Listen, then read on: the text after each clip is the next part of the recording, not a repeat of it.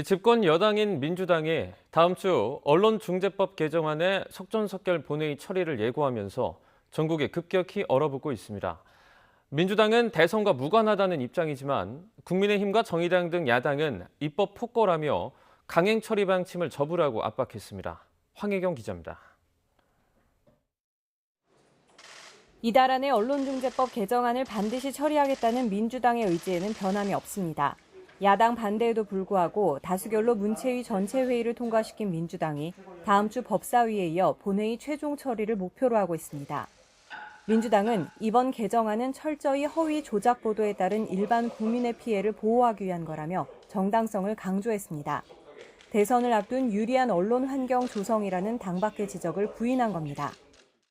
특히 이 법이 대선과 상관없이 내년 4월부터 시행이 될 것입니다. 3월 9일 날 해당도 되지 않습니다. 야당은 무턱대고 반대할 것이 아니라. 하지만 국민의힘은 의심의 눈초리를 거둬들이지 않고 있습니다.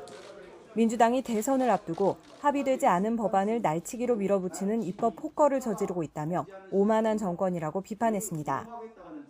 헌법이 보장한 언론의 자유를 짓밟는 북한식 언론 통제에 앞장서고 습관적으로 입법 독재를 자행하는 민주당은 그 당의 이름에서 민주를 빼시기 바랍니다.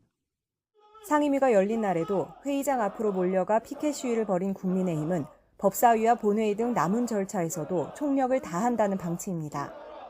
국회 선진화법에 따라 물리적 제지는 어렵지만 상황에 따라 충돌 가능성도 배제할 순 없습니다. 끝내 본회의를 통과한다면 헌법 소원 등 가능한 모든 수단을 총동원할 예정입니다. 제1야당뿐만 아니라 정의당과 시민단체들도 전면 재검토 내지는 폐기를 요구하고 있어 상당한 진통이 예상됩니다. 공공재로서의 언론의 기능이 위축되고 시민의 알 권리는 침해받을 수밖에 없습니다. 더불어민주당에 다시 한번 촉구합니다.